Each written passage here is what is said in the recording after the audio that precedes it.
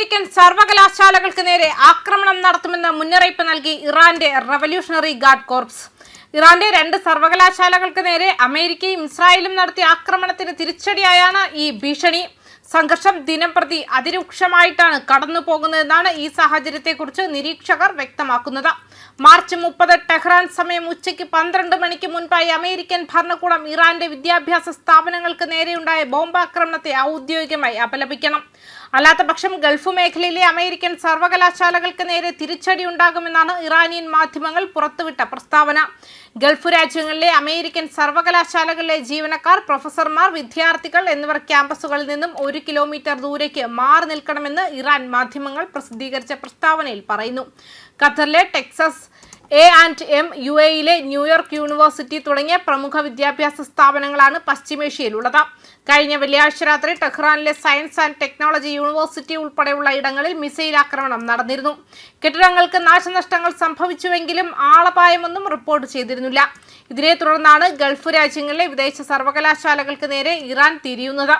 അതേസമയം പശ്ചിമേഷ്യയിൽ തുടരുന്ന സംഘർഷവും സമാധാന ചർച്ചകൾക്കുള്ള ശ്രമങ്ങളും ചർച്ച ചെയ്യുന്നതിനായി സൗദി അറേബ്യ, ഈജിപ്ത്, തുർക്കി എന്നീ രാജ്യങ്ങളുടെ വിദേശകാര്യമന്ത്രിമാർ ഇന്ന് പാകിസ്ഥാനിൽ സമ്മേളിക്കും. മേഖലയിലെ സംഘർഷങ്ങൾ ലഘൂകരിക്കാനുള്ള ശ്രമങ്ങൾ ഉൾപ്പെടെയുള്ള വിവിധ വിഷയങ്ങളിൽ മന്ത്രിമാർ വിശദമായ ചർച്ചകൾ നടത്തുമെന്ന് പാക് വിദേശകാര്യ മന്ത്രാലയം പുറത്തിറക്കിയ പ്രസ്താവനയിൽ അറിയിക്കുകയും ചെയ്തു.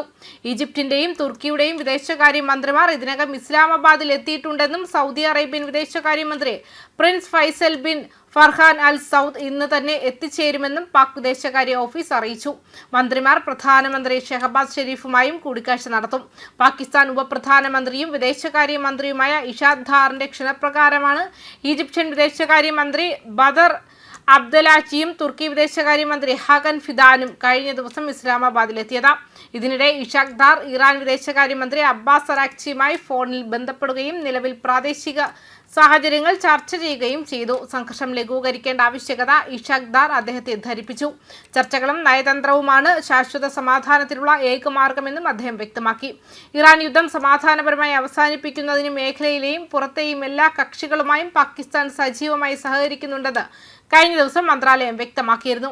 ഇറാൻ ഉപരോധത്തെ തുടർന്ന് പ്രതിസന്ധി രൂക്ഷമായ ഹോർമുസ് കടലിടുക്കിലൂടെ 20 പാകിസ്ഥാൻ കപ്പലുകൾക്ക് കൂടി കടന്നുപോകാൻ അനുമതി ലഭിച്ചതായി ഇഷാഖ് ദാർ അറിയിച്ചു. ലോകത്തിന്റെ ഊർജ്ജ വിതരണത്തിന്റെ 20% കടന്നുപോകുന്ന തന്ത്രപ്രധാനമായ പാതയിലെ തടസ്സം ലോകത്ത് വലിയ തോതിലുള്ള പ്രതിസന്ധി സൃഷ്ടിച്ചിരുന്നു. ഇറാന്റെ ഈ നടപടി സ്വാഗതാർഹമാണെന്നും മേഖലയിലെ സമാധാനത്തിനും സ്ഥിരതയ്ക്കും ഇത് വഴിയൊരുക്കുമെന്നും പാക് വിദേശകാര്യമന്ത്രി കൂട്ടിച്ചേർത്തിട്ടുണ്ട്. ന്യൂസ് ഡെസ്ക് കർമ്മ ന്യൂസ്.